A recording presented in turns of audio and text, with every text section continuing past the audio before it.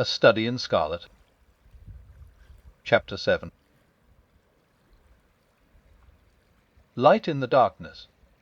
The intelligence with which Lestrade greeted us was so momentous and so unexpected that we were all three fairly dumbfounded. Gregson sprang out of his chair and upset the remainder of his whisky and water.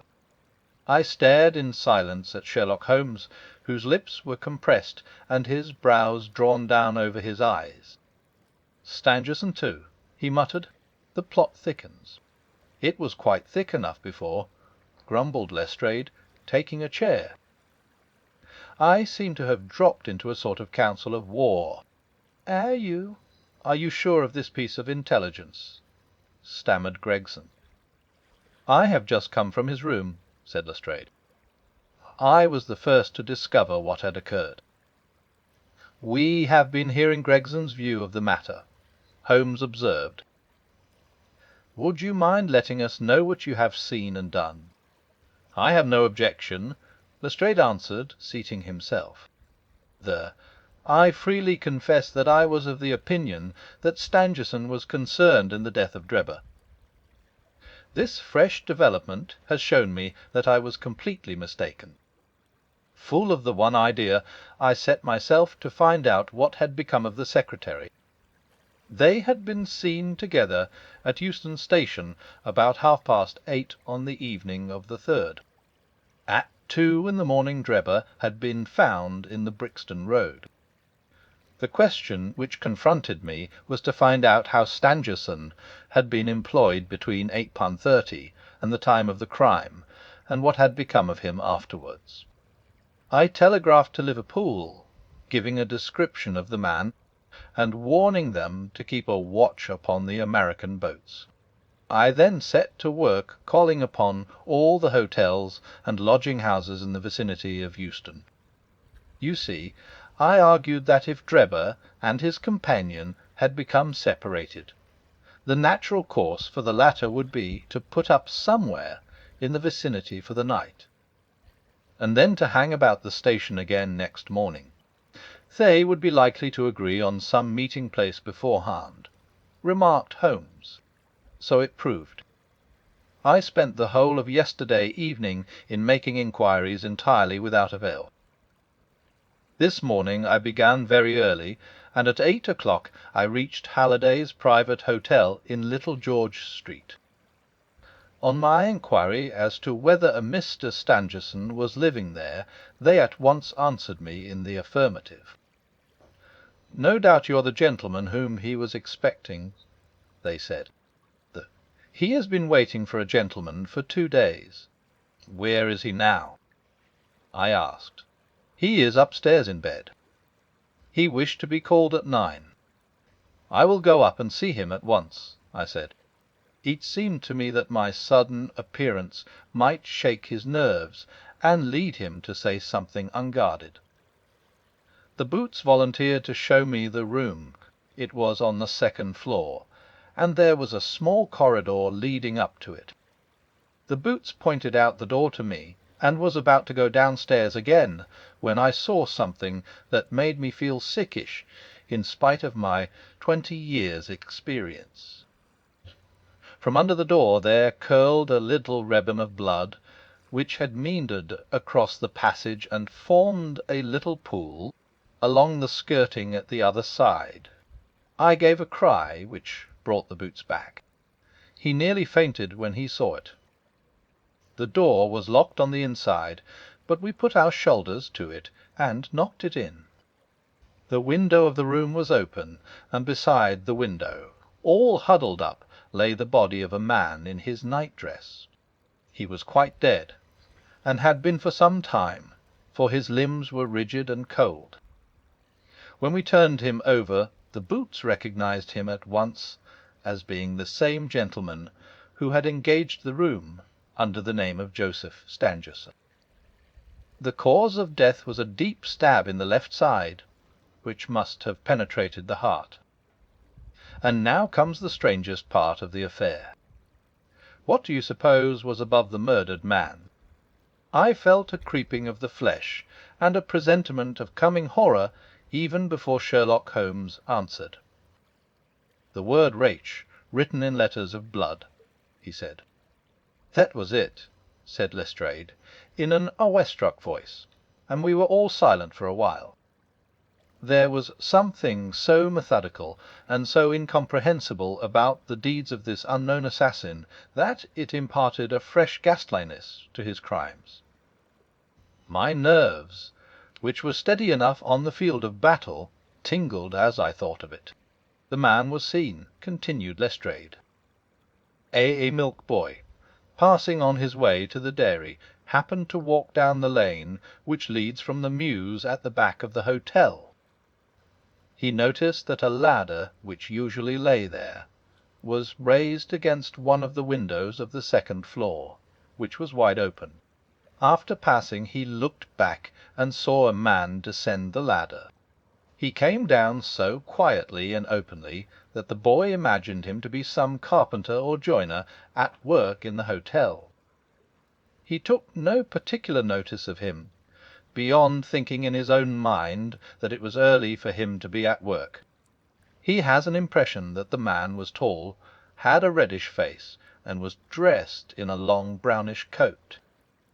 He must have stayed in the room some little time after the murder, for we found blood-stained water in the basin, where he had washed his hands, and marks on the sheets where he had deliberately wiped his knife. I glanced at Holmes on hearing the description of the murderer, which tallied so exactly with his own. There was, however, no trace of exultation or satisfaction upon his face. "Did you find nothing in the room which could furnish a clue to the murder?" he asked. "Nothing."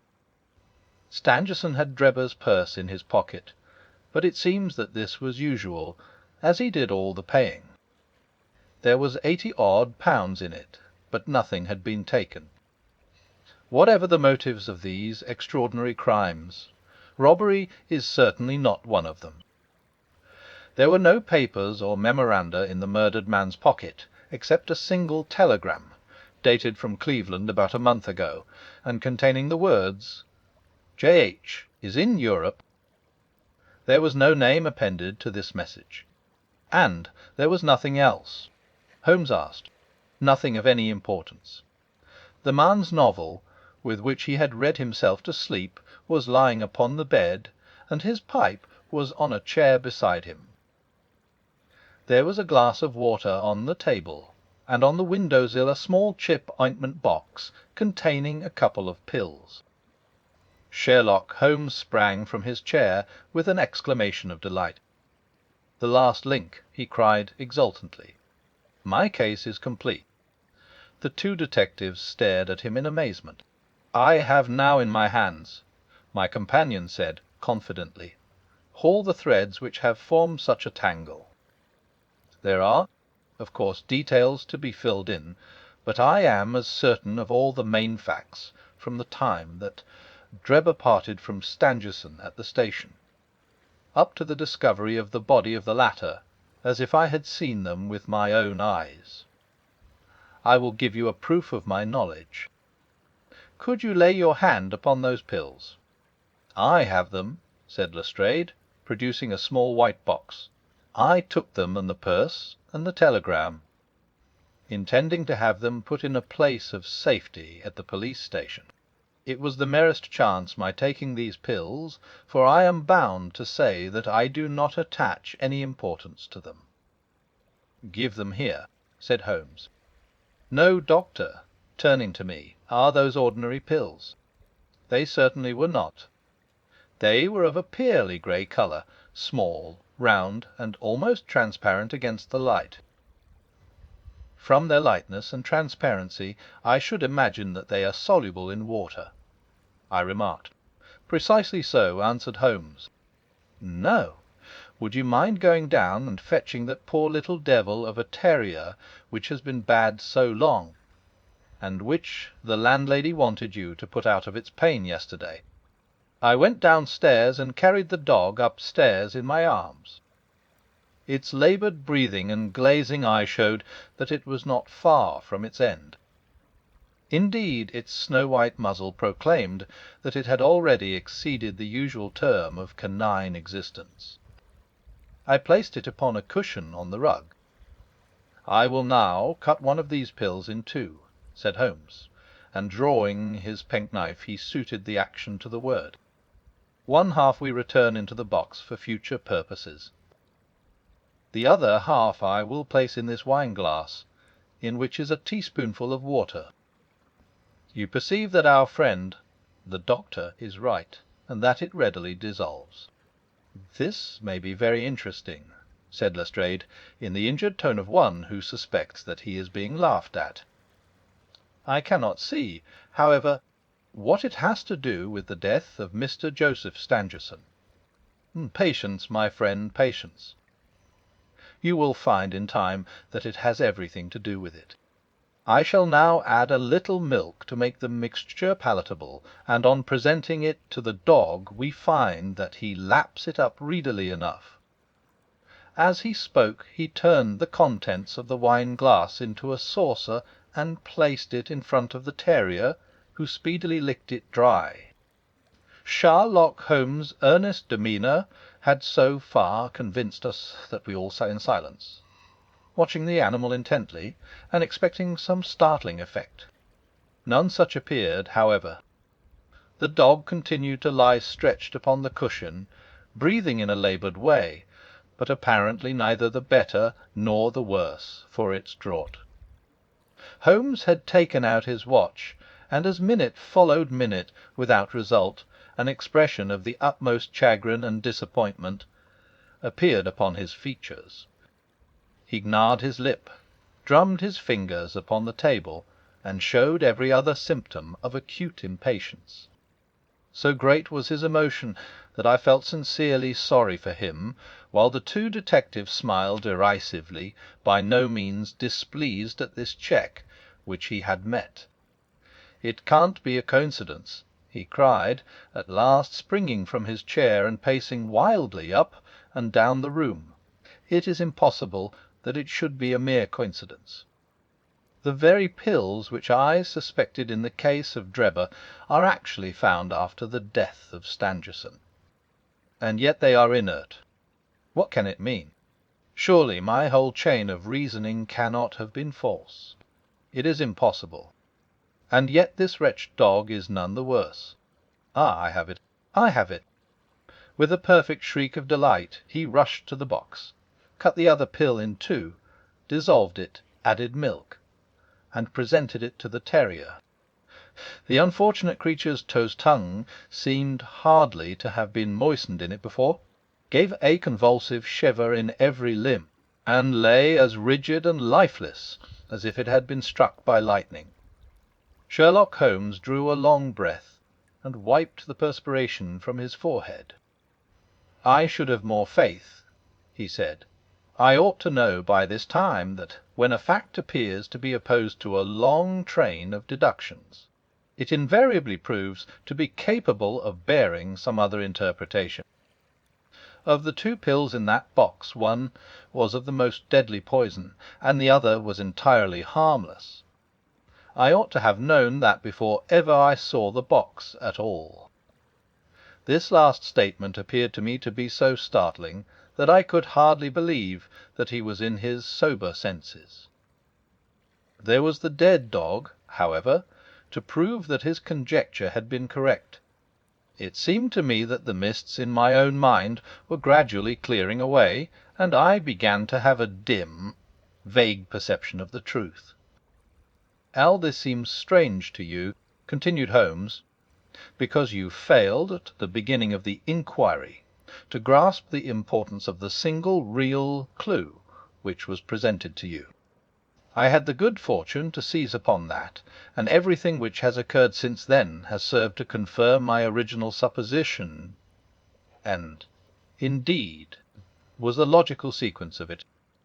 Hence things which have perplexed you and made the case more obscure have served to enlighten me and to strengthen my conclusions. It is a mistake to confound strangeness with mystery." The most commonplace crime is often the most mysterious, because it presents no new or special features from which deductions may be drawn. This murder would have been infinitely more difficult to unravel had the body of the victim been simply found lying in the roadway without any of those outr and sensational accompaniments which have rendered it remarkable. These strange details, far from making the case more difficult, have really had the effect of making it less so. Mr. Gregson, who had listened to this address with considerable impatience, could contain himself no longer. "Look here, Mr. Sherlock Holmes," he said, "we are all ready to acknowledge that you are a smart man, and that you have your own methods of working. We want something more than mere theory and preaching now, though. It is a case of taking the man. I have made my case out, and it seems I was wrong.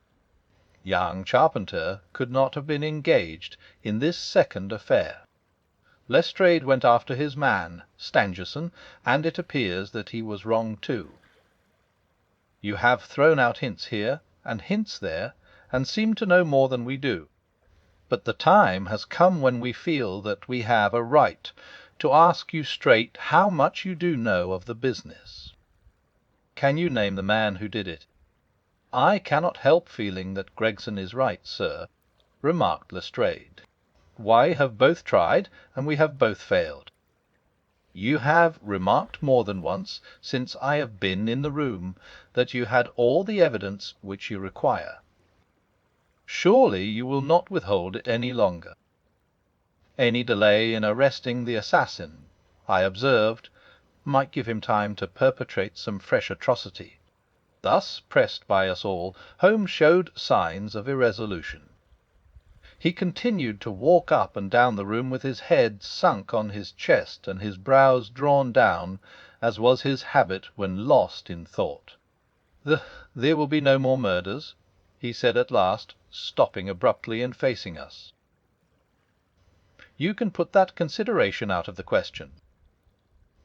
You have asked me if I know the name of the assassin. I do. The mere knowing of his name is a small thing, however, compared with the power of laying our hands upon him. This I expect very shortly to do. I have good hopes of managing it through my own arrangements, but it is a thing which needs delicate handling, for we have a shrewd and desperate man to deal with, who is supported, as I have had occasion to prove, by another who is as clever as himself. As long as this man has no idea that any one can have a clue, there is some chance of securing him. But if he had the slightest suspicion, he would change his name, and vanish in an instant among the 4,000,000 inhabitants of this great city.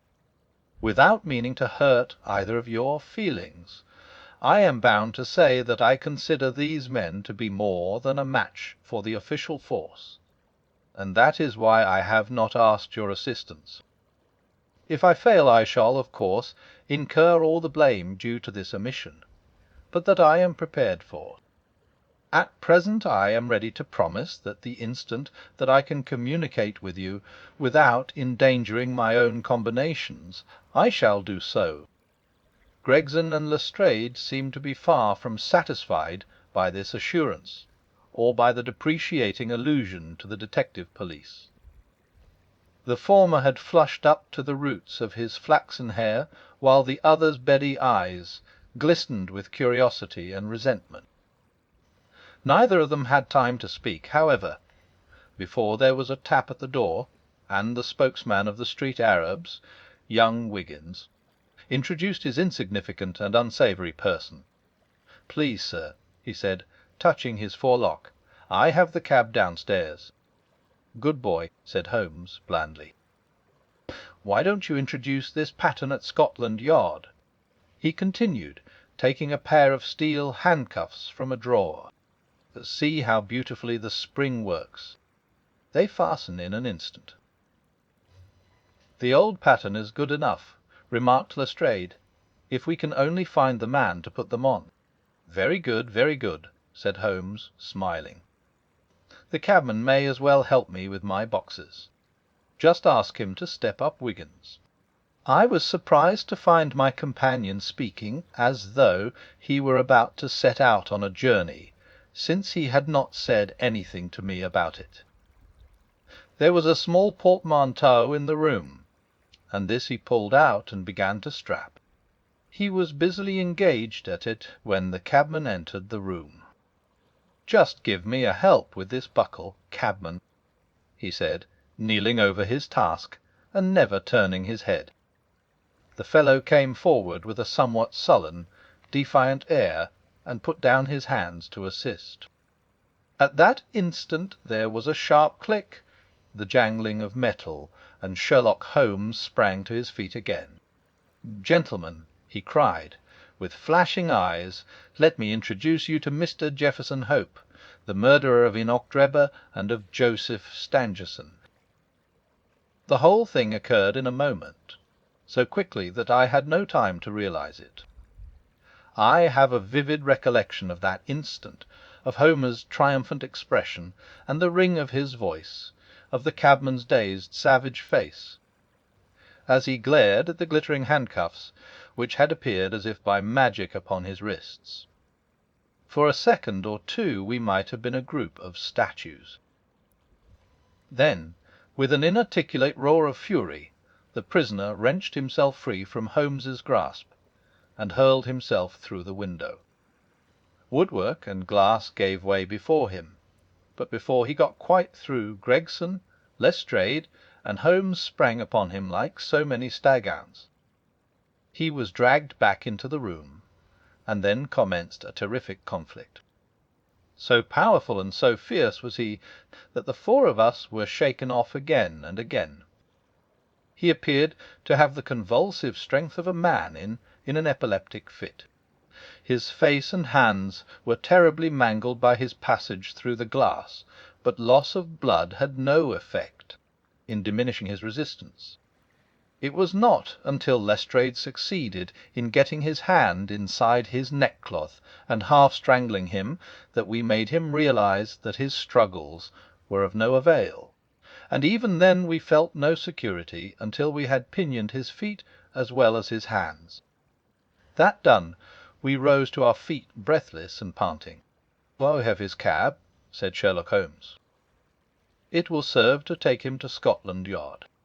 And now, gentlemen," he continued with a pleasant smile, "we have reached the end of our little mystery. You are very welcome to put any questions that you like to me now, and there is no danger that I will refuse to answer them." Part 2. Ko tio io f